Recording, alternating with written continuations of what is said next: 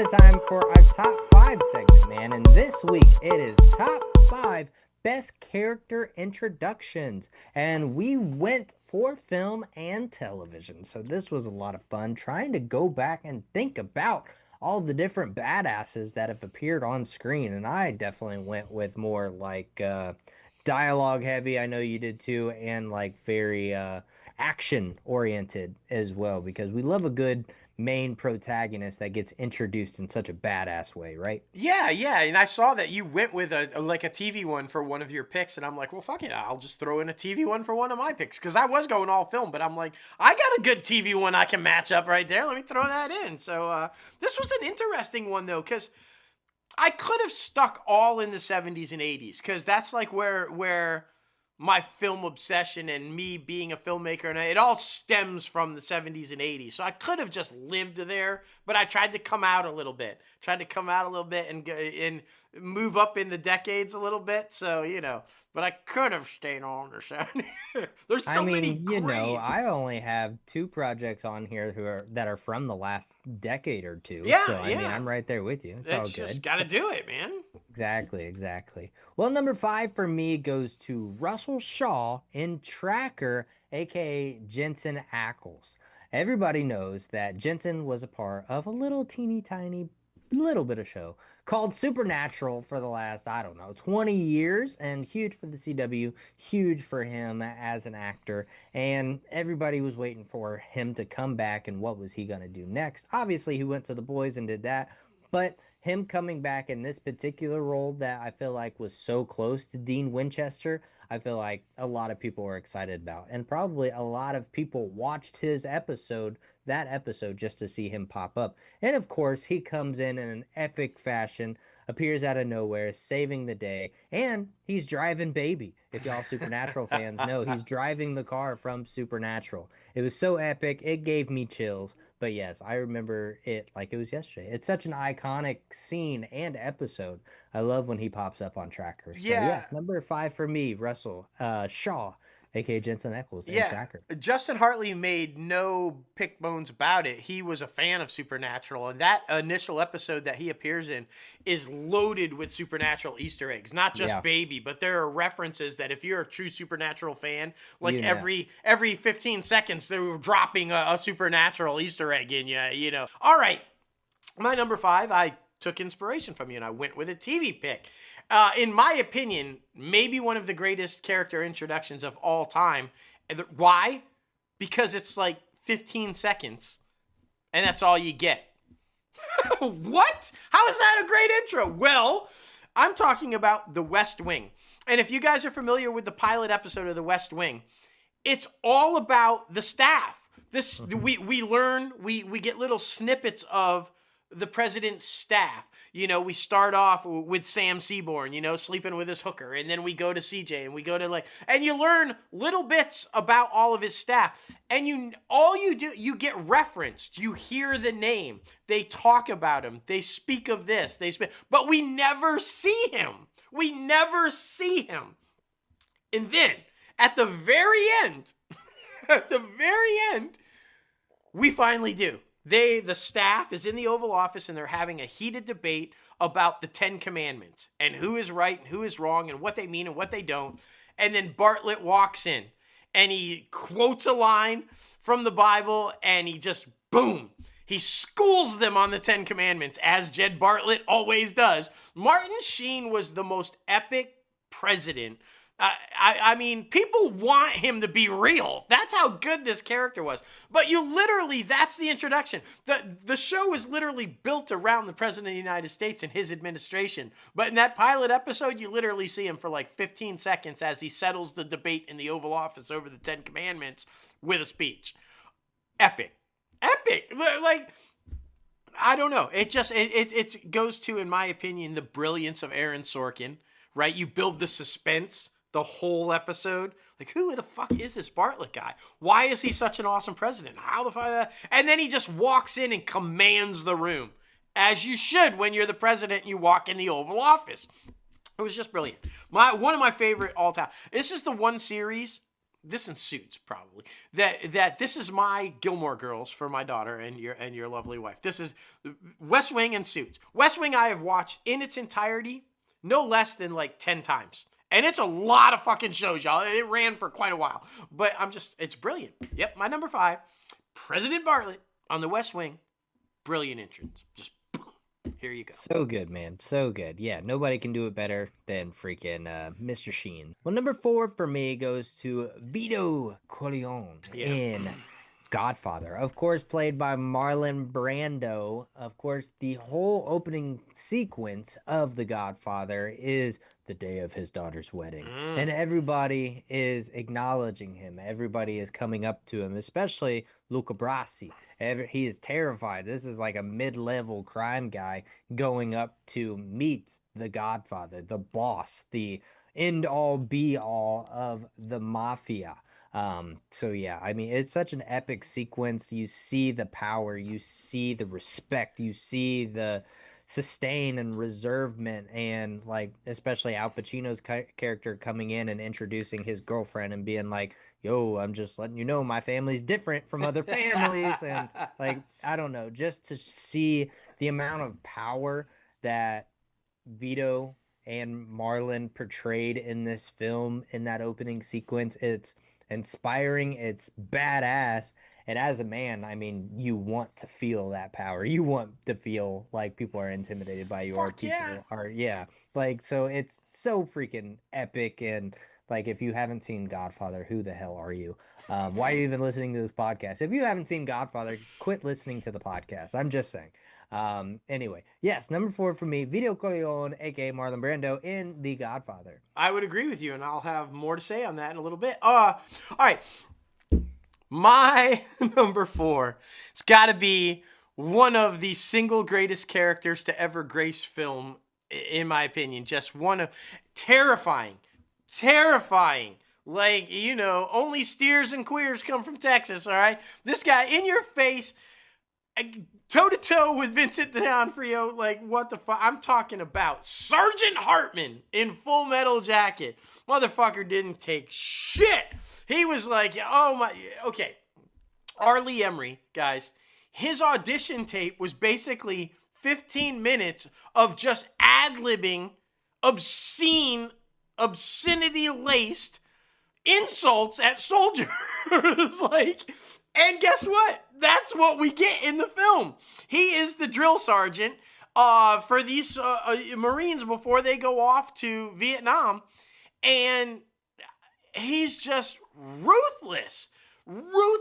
He gives everybody a nickname. Matthew Modine is the Joker. But the key back and forth, the one, is Gomer, Vincent D'Onofrio. He's a slightly slow, overweight guy. Obviously, hardcore Marine drill sergeant, doesn't like the fucking fat retard. So he's like, he just drives him to the point where, well, spoiler alert, Gomer snaps and lets him have it. But the lead up to it, and the very first time we see Sergeant Hartman, which is why I put it on the list, it's in the barracks when he introduces himself, and he just starts ripping them. Just like, boom, the second he graces the screen, he's like tearing them up. Just rip. And almost all of it was ad-libbed. Like, he went very raw, very loose from the script and just bam. And, I mean, come on, y'all. This led to so much work for him. Of course, he moves on to another film that I have on my list. And he's the, oddly enough, the army sergeant that you hear in Toy Story. That's him. Because, yeah, he was so good at it. But, yeah, my number 4, Sergeant Hartman, R. Lee Ermey in Full Metal Jacket. I wouldn't show the kids this one, but if you want like a really terrifying, hardcore look at what you have to go through in boot camp as a Marine and why so many of the Marines probably end up killing people, watch this film. That's all I'm saying. Just watch this film. Yeah, they wonder why people have like very hardcore PTSD problems. So, I mean, dude, this man, yeah. Intense. Anyway, speaking of intense, my number 3 goes to Fletcher, aka J.K. Simmons in Whiplash. Oh. So freaking good. An So amazing good. film. We've talked about it constantly on this podcast. If you haven't checked it out, please be sure to do so. If you're a filmmaker and you want to enjoy the process, the storytelling, making a film into a short film and then leading into a feature, this film is definitely for you.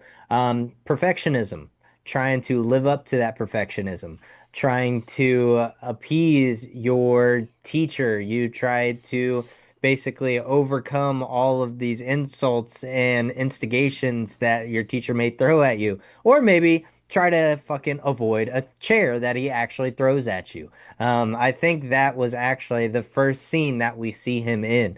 Like, there's these old wise tales about Fletcher as a teacher, as this jazz teacher. And like he's super intense, super like, but then you actually get to be in that classroom with him, and man, oh man, he demands perfection. And if you don't bring it, he'll drive you insane. He'll literally drive you insane. He'll make your fingers bleed trying to play as fast and as hard as you can, or he'll literally throw a fucking chair at you. Or Um, slap the shit out of you. or slap the shit out of you, ask Miles Teller. It's such a good movie, man. Such a good opening sequence that introduces you to this character that inevitably brings PTSD and pressure to our main character. So it only makes sense. But yeah, number three for me, Fletcher, aka J.K. Simmons, and Whiplash. All right. Now I know what you're thinking. I know what you're thinking. If I was going to put a Batman on my list, it would have been Keaton. And I thought about it because the first time we see Batman in Batman, it is pretty cool. You see that when he comes coming down and he's kind of shadowed and I'm Batman. But as good as that was, my number three is Batman from The Batman, Robert Pattinson's Batman. Because when we first get him on screen, and keep in mind, we don't see Bruce Wayne first this time around. We saw Keaton's Bruce Wayne. It's Batman that we see first. The whole opening sequence, he's narrating it, and we get to see him. And it's the buildup. It's the noise, the sound effects, the walking through the tunnel, the rain, the storm, all this kind of stuff going on. And you're kind of like cautious, like, oh shit, what's happening? What's happening? What's happening? What's happening? And then all of a sudden, gunfire, and he's there, and he comes out, and he's like putting the beat down and everything, and he delivers the line, "I'm vengeance," and I mean, that's got to be one of the most epic introductions to a character, period, but by far the most epic introduction to Batman. That's the Batman you want to see. Terrifying. The guy is fucking terrifying, and he comes out, and even though he's not perfect, because he gets roughed up a little bit before he takes care of business, because he's new at it still. But yeah, dude, I mean, just the cinematography, the sound design, the lighting, the composition, everything about that opening scene, the narration that leads to that introduction and the delivery of that epic line, "I am vengeance." It's just brilliant. It's brilliant filmmaking. So yeah, my number three, Batman from The Batman. So good, man. So good. Well, my number two, I'm sure maybe not even a lot of people have thought about, seen, heard of. I don't even know. This name might be dying. I bet Gen X has no idea who this person is. I'm talking about Jacob McCandles in Big Jake, aka John Wayne. I'm going to go on record and say probably the most manly man that I've ever seen on film. He's the definition of blue collar, huh. Anyway, I love Big Jake, one of my all-time favorites. I grew up with it, watched it with my grandpa. It's about a grandpa who is trying to save his grandson, who got kidnapped for ransom money, basically. It's an old Western, basically, beautiful colors in the cinematography, awesome music because it deals with old Mexico and New Mexico and Texas and all that good jazz.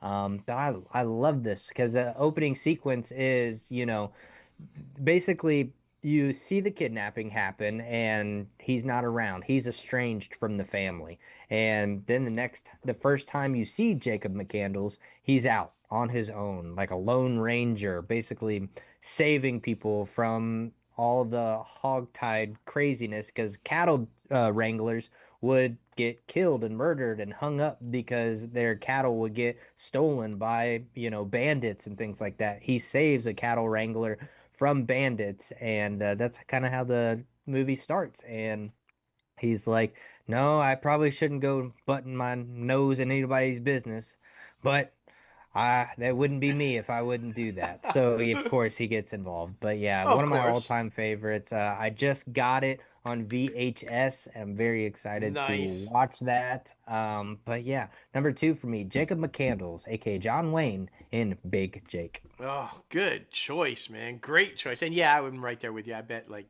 90% of our audience has no idea who that is. None. Yeah, But I love that you put it on the list because now they will know who it is and they'll go exactly. back and watch it. And that's the whole point, right? Um, my number two, we've talked about this film on the podcast numerous times because of its brilliance and how amazing a film it is. And this is the one that I was talking about R. Lee Emery. He plays the detective, the boss, the captain of these two detectives. I am talking about Seven. Do you already know who my character introduction is going to be? You should.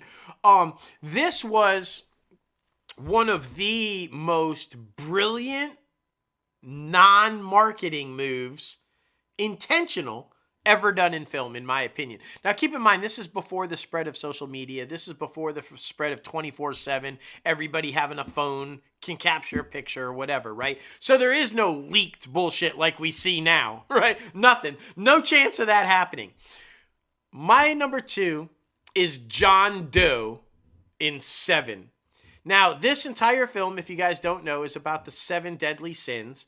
It is a serial killer who is tormenting police by killing people, and he's doing it so with the seven deadly sins. Gluttony, he's making a fat guy eat himself to death, greed and cutting out a pound of flesh for greed. He's literally killing people and staging the murders using the seven deadly sins. And he's sending these clues to the detectives as to what he's doing. He's trying to get them to figure it out. And the whole time you're thinking, okay, Brad Pitt, Morgan Freeman, Gwyneth Paltrow, they're all awesome in this film. But you're thinking, these detectives by Morgan Freeman and Brad Pitt, they're going to figure it out. They're building up. You're like, no, yeah, they're on this. They got this shit. But they're not figuring it out. They're like just missing it. They're just not, okay, we think we got, no. And apparently, John Doe gets a little upset that they're so fucking stupid and that they can't figure it out. So instead of the film leading up to like what you would think most films do and have done in the past, where they finally figure it out and they go get the guy, no. This one, the serial killer just happens to show up at the police precinct. Just, you guys are too fucking stupid, so I'm just going to introduce myself. And he walks in covered in blood, just clearly has just massacred somebody, covered in blood, and says, "Hey, dumb fucks, here I am. I'm your guy." And it's Kevin Spacey. Now, here's the key. Why is this? First of all, that's awesome introduction just right there. Oh, they're hitting up. You never see him. He's only a shadow here, a whisper there. You never really know who it is, blah, blah. And then boom, you see him. And the first time you see him, it's like this guy covered in blood. But why did it work so well? Because the marketing, Kevin Spacey was never mentioned. He was completely left out of everything. He was in no posters. He was in no interviews. He was in no trailers. He was in no marketing whatsoever. John Doe was intentionally left as a John Doe by the studio so that the reveal would be holy shit. Now keep in mind, this is before Kevin Spacey went on the downward spiral that we all know he did. So when the reveal was it was Kevin Spacey, everybody was like, he was riding off high success of Who is Kaiser Sose, right? Of Unusual Suspects and like all that. Kevin Spacey was like the shit right then. So the big reveal that the serial killer was Kevin Spacey. And then, of course, obviously, we go on to find out that the blood all over him and the massacre that he so proudly comes in and introduces himself with was Gwyneth Paltrow's head in a box, man! What the fuck? So, anyway, my number two, John Doe in Seven. It's another one of those where, like I guess, like Bartlett and the West Wing. That I know that's a strange comparison, but how they speak of him. You hear about him. Maybe that's a glimpse of him, but you never see him until the big reveal right towards the end of the film. And I just thought that was brilliant how they kept it out of it the whole way. Now, of course, if you go back and watch 7, he's in the credits and like it's all kind of a, but not when it came out. Brilliant. Brilliant. John Doe in 7. So good, man. So freaking good. Well, time for my number 1. My number 1 goes to the entire gang in the film, The Warriors. If you guys have not seen The Warriors, it opens up with a montage, basically a train montage where this gang from Coney Island is on their way to Brooklyn or the Bronx, another borough, to gather with all these other gangs where Yes. there's going to be this big truce called where all these gangs could stop fighting over little pieces of turf and everybody can come together and be united under one colossal gang instead of fighting each other while also fighting the police. Now they could be together while also going against the police and law enforcement. But I love this introduction because the whole time it's basically the leader of the gang interviewing each member, asking them what they know about the person who organized this event. Basically, who is this guy? Who is this gang that he runs? What's his goal? What's his mission? What's he trying to do? And I think, each different perspective is a different thought process of how to approach the situation. Cyrus, that's his name. But yeah, it's such an amazing movie. And like, if you have not seen The Warriors, please go see The Warriors. Go see The Warriors. Please find The Warriors because it's not going to be anywhere out in theaters. It's an amazing film. You're going to see a lot of people in there, like that are very young that you would have no idea are these Hollywood legends Yeah. now. I absolutely love this film, but yeah, I know I don't do it justice by talking about it, but it's an amazing thing. But yeah, number 1 for me, the whole gang in The Warriors, an epic montage. Outstanding pick. I like that you went old school because like yeah, there's a lot of big names in there that weren't big names at the time. That kind of that. So not only a film introduction of the characters, but basically an introduction of the actors to Yeah. Hollywood. I mean, it was great. My number 1, I'm not going to spend a whole lot of time on because you kind of covered it, but I would agree with it and just add my take to it. Vito Corleone from The Godfather. I think that this opening introduction for Vito works so well because what was masterfully done by both the screenwriting and the directing, and then of course obviously the acting by Brando, is you immediately get a sense of the power that this man has and the fear that he instills, but you also immediately feel for him.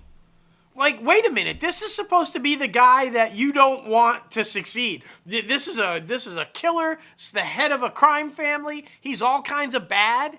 And yet, the first time we see him, it's his daughter's wedding. And he's a family guy. And it's all about family and love and respect. And so it's brilliant in the sense that everything that you want to exude in a villain that you want to root for, because that's how you get a successful villain, is one that you actually feel for, empathy for, it works. And whether that's because of Marlon Brando or because of Francis Ford Coppola or anything that went into that introduction of Vito, it just works on every level. And it's the reason why it's one of the greatest intros of a character of all time and one of the greatest films of all time in The Godfather. It's because you find compassion and empathy for a brutal man. And it's just fantastic. Vito Corleone, my number 1 in best introductions. And it just, come on, man. The Godfather, shit.